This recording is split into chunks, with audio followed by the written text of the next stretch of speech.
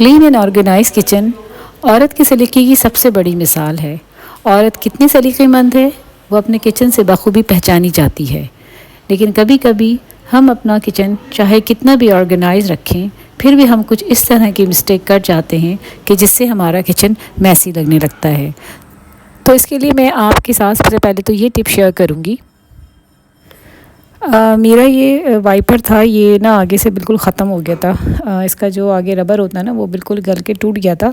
तो मैंने इसको इस तरह से इस्तेमाल किया कि इसके आगे मैंने एक पुरानी टी शर्ट मेरे पास पड़ी हुई थी, तो मैंने उस टी शर्ट को उसके ऊपर ना एक डोरी के साथ अच्छी तरह से बांध दिया। अब वो किचन में जो कैबिनेट्स होते हैं ना वो काफ़ी, जैसे हॉब के ऊपर जो कैबिनेट था वो काफ़ी ऊंचाई पर था, और उसको साफ़ करने के लिए ना मतलब कभी चेयर लगानी पड़ती थी, कभी कोई सीढ़ी वगैरह ना, तो बहुत मुश्किल हो जाती थी। तो मैं ये चाह रही थी कुछ इस तरह का हो कि आप ना उसको आसानी से सफाई कर लें। तो मैंने इस वाइपर के ऊपर जब इस कपड़े को बांध लिया तो इसके साथ तो मेरी सफाई बहुत ज़्यादा आसान हो गई। मतलब डेली बेसिस पर अगर आप डीप क्लीनिंग ना भी करें ना, तो आप इसके साथ अगर आप क्लीन कर लेते हैं अपने कैबिनेट्स वगैरह जो काफ़ी हाइट पर हैं, तो सारी डस्ट और जितनी मिट्टी होती है ना वो सारी निकल जाती है। तो ये एक बहुत ही अच्छी टिप है। तो अगर आपके भी घर का कोई वाइपर वगैरह टूट जाए ना, तो उसको इस तरह से आपने फेंकना नहीं है, बल्कि आप उसको इसी तरह से जो ऊंची कैबिनेट्स या जो कबर्ड्स वगैरह होती हैं ना उनको साफ़ करने के लिए इस्तेमाल करें। मेरी नेक्स्ट टिप घी और ऑयल के डब्बों के हवाले से है। अक्सर घी के डब्बे हम जब इस्तेमाल करते हैं या घर में जब एक से ज़्यादा लोग इस्तेमाल करने वाले हों, तो सफाई का ख्याल रखना बहुत मुश्किल होता है, और अमूमन घी इसी तरह से डब्बे के ऊपर और आसपास लग जाता है जो बहुत ही गंदा लगता है। तो कोशिश ये करें कि फ़ौरी जैसे ही आपको मौका मिले किसी टिश्यू पेपर से, किसी कपड़े से देन एंड देयर उसके घी को या जो भी इस पर लगा हुआ है वो उसको साफ़ कर लें। तो घी के डब्बे गंदे नहीं होते हैं और ज़्यादा मैसी लुक भी नहीं आती है। अच्छा, इसके अलावा मैं घी या ऑयल के डब्बों को रखने के लिए मैं एक वुडन इस तरह की प्लेट होती है वो यूज़ करती हूँ।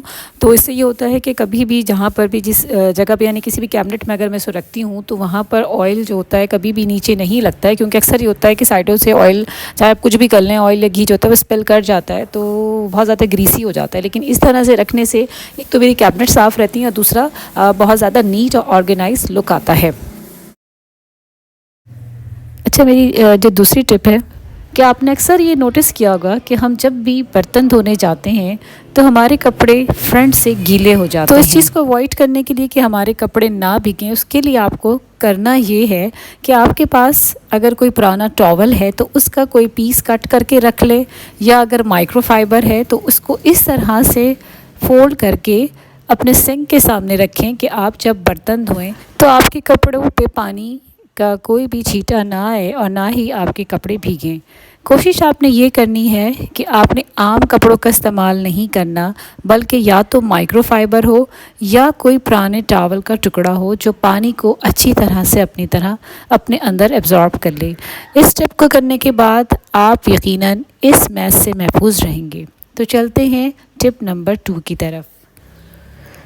टिप नंबर 2, आपने अक्सर देखा होगा जब हम बर्तन वगैरह धो रहे होते हैं तो पानी जो होता है वो नीचे भी गिरता है, क्योंकि जो सिंक के सामने का एरिया होता है वो काफ़ी कम होता है। तो बाय मिस्टेक और कभी ऐसा होता है बर्तन धोते हुए पानी नीचे गिर जाता है, तो जब हम वहाँ से हटते हैं तो हमारी जो स्लिपर्स होती है जो हमने पहनी हुई होती हैं उसमें पानी लगकर पूरे किचन को गंदा कर देता है, जो बहुत ही मैसी लुक आती है। तो कोशिश ये करें कि जब भी बर्तन वगैरह धोएं तो कोई पुराना टॉवल या कोई मैट जो भी हो वो नीचे बिछा लें। जैसे मैंने यहाँ पर पुराना टॉवल जो अब ख़राब हो चुका था वो मैंने काट के रखा हुआ है, वो मैं नीचे अक्सर बिछा लेती हूँ, तो वो सारा पानी जो होता है वो अंदर एब्जॉर्ब कर लेता है और इस तरह से मेरा किचन भी साफ़ रहता है। तो अब चलते हैं नेक्स्ट स्टेप की तरफ जो बहुत ही ज़बरदस्त है। हम अपने किचन के लिए एक क्लीनर रेडी करेंगे। 2-3 चीज़ें हमें चाहिए और उससे हम 2-3 दिन के लिए अपना क्लीनर तैयार कर लेंगे। एक स्प्रे बॉटल हमें चाहिए होगी और स्प्रे बॉटल के अंदर हम थोड़ा सा पानी लेंगे और उसके अंदर हम लेमन मैक्स डालेंगे। मैक्स के अंदर जो होता है वो सल्फ़ेट होता है जो किचन में जितनी भी चिकनाई होती है, क्योंकि किचन में हमारा सारा वक्त का काम होता है, तो कभी ऑयल इधर उधर गिर जाता है या चिकनाहट जो होती है हॉब पे या इधर उधर लग जाती है, तो सल्फ़ेट की वजह से वो पूरी चिकनाई जो है वो ख़त्म कर देता है। और दूसरा जो हमारा इंग्रेडिएंट है वो है सिरका यानी विनेगर। विनेगर भी अपने अंदर क्लीनिंग प्रॉपर्टीज़ रखता है। तो इन दोनों चीज़ों को जब हम मिला लेते हैं तो किचन में आपके कहीं पर भी अगर चिकनाई है तो आप इसको इस स्प्रे बॉटल से स्प्रे करेंगे और जब आप साफ़ करेंगे तो आप यकीन करें आपका किचन जगमगा उठेगा। मैं अपना चूल्हा हमेशा जो है हर काम के बाद साफ़ करके निकलती हूँ, लेकिन चाहे आप कुछ भी कर लें, चूल्हा वो जगह होती है जहाँ पर चिकनाई की वजह से चूल्हा गंदा हो ही जाता है। तो इस क्लीनर के साथ स्प्रे करें और इसके साथ साथ आपने माइक्रोफाइबर का यूज़ करना है, क्योंकि माइक्रोफाइबर की क्वालिटी होती है कि वो बहुत अच्छी तरह से सफाई करता है। तो ये हर चीज़ को बहुत अच्छी तरह से अपने अंदर एब्जॉर्ब कर लेता है, कोई भी लिक्विड हो। और दूसरा ये कि इसके कोई भी स्क्रैचेस जो होते हैं हार्ड फाइबर की वजह से इसके ऊपर नहीं आते हैं किसी भी स्टोव पर या किसी भी जगह पर। अच्छा, मैं ना सिर्फ अपना चूल्हा इस क्लीनर से साफ़ करती हूँ, बल्कि अगर आप इस क्लीनर को स्पेशली जो जहाँ पर हम कुकिंग कर रहे होते हैं उसका जो बैक साइड होता है, यानी कि जो उसकी वॉल होती है उस पर जो होता है अक्सर बहुत ज़्यादा जो होते हैं ऑयल के धब्बे आ जाते हैं, क्योंकि कभी हम तड़का लगाते हैं तो कभी सालन में चमचा चलाते हुए छींटें जो होती हैं वो ऑयल की बाहर आ जाती हैं। तो मैं इस क्लीनर से और माइक्रोफाइबर से उसको भी अच्छी तरह से साफ़ कर लेती हूँ। तो मेरा जो किचन होता है और जो मेरा जो स्पेशली जो मेरा स्टोव वाला एरिया होता है वो बिल्कुल साफ़ सुथरा रहता है। अब आपको नज़र आ रहा होगा मेरे चूल्हे बिल्कुल साफ़ सुथरे और चमक रहे हैं। इसी तरह से जो चूल्हे की बैक वॉल है वो भी बिल्कुल साफ़ सुथरी है। अच्छा, नेक्स्ट स्टेप जो है वो हॉब को लेकर है। जहाँ हम खाना पका रहे होते हैं तो हॉब के ऊपर भी ना ठीक ठाक चिकनाई डस्ट जो होती है वो जम जाती है। तो मैं इसी क्लीनर को लेते हुए मुझे जहाँ जहाँ पर चिकनाई नज़र आती है मैं उसका स्प्रे करती हूँ, और माइक्रोफाइबर से मैं वो जितने भी, या अगर मुझे माइक्रोफाइबर से लगता है कि मुश्किल हो रही है तो मैं स्क्रबर से पहले सारा जो डस्ट होता है वो हटा लेती हूँ। उसके बाद मैं अपने जो हॉब को ऊपर और नीचे से अच्छी तरह से क्लीन कर लेती हूँ।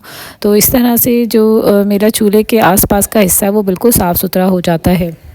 अच्छा, नेक्स्ट स्टेप मेरी जो जितने भी हम क्लीनिंग के लिए अपने कपड़े यूज़ करते हैं उसके हवाले से है। कभी भी आप एक कपड़ा या एक माइक्रोफाइबर जो है वो पूरी किचन क्लीनिंग के लिए इस्तेमाल मत करें, बल्कि आप हर चीज़ के लिए अलग रखें। मतलब जैसे चूल्हों के और वॉल के लिए जो मैं जो जितनी भी जो चिकनाई होती है उसको साफ़ करने के लिए उसके लिए मैंने अलग माइक्रोफाइबर रखा हुआ है, उसको मैं अलग कलर से डिस्टिंग्विश कर लेती हूँ। उसी तरह से सिंक के आगे रखने के लिए मैंने अलग कपड़ा रखा हुआ है। तो इस तरह से होता ये है कि एक जगह की गंदगी या जो चिकनाई होती है वो पूरे किचन को मैसी नहीं करती है।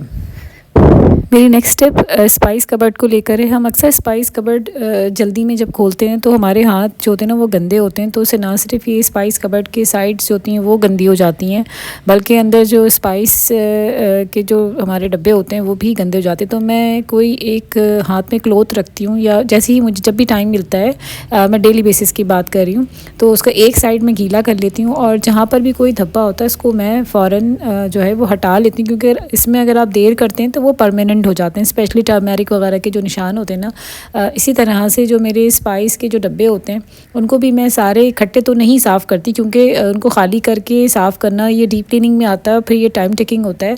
तो मैं यही करती हूँ, जैसे मेरा कोई काम अगर चूल्हे पे कोई खाना चढ़ा हुआ है तो इन द मीन वाइल मैंने अपना अगर ये कपड़ा गीला किया इसका एक साइड, तो मैं जितने भी ये स्पाइस के डब्बे होते हैं 2 3 4 जितना भी मुझे कंफर्टेबल होता है मैं उनको साफ़ कर लेती हूँ। तो इस तरह से मेरी स्पाइस कबर्ड जो होती है वो भी वेल ऑर्गेनाइज रहती है और साफ़ सुथरी रहती है, क्योंकि अमूमन स्पाइस के डब्बों पे जो गंदे हाथों के निशान होते हैं ना वो बहुत ही बुरे लगते हैं। इसी के साथ एक और टिप, मैं अपना टाइम सेव करने के लिए मैं अक्सर ये करती हूँ कि बहुत सारी प्याज मैं इकट्ठे ना फ्राई करके रख लेती हूँ। जैसे यहाँ पर मेरे पास टाइम था तो मैंने प्याज बहुत सारी काट लिया और मैं इसको इकट्ठे फ्राई कर लूँगी और फिर मैं इसको जो है ना बॉक्स में डाल के फ्रीज़ कर लूँगी। तो उससे क्या होता है कि जब भी मुझे लगता है मेरे पास टाइम नहीं है या मुझे किचन की क्लीनिंग करनी है तो मेरे पास ये काम जो होता है हाफ़ डन होता है। बस मैं अपनी फ्राई प्याज निकालती हूँ और अपना जो भी काम होता है वो स्टार्ट कर लेती हूँ। उससे ये होता है कि आपका टाइम सेव हो जाता है। बस यहीं पर आके अपनी वीडियो को एंड करते हैं। उम्मीद है आपको मेरी वीडियो पसंद आई होगी। पसंद आएगी तो वीडियो को लाइक शेयर सब्सक्राइब ज़रूर करिएगा और कमेंट बॉक्स में ज़रूर बताइएगा। मिलते हैं नेक्स्ट वीडियो तक। टिल देन अल्लाह हाफिज़।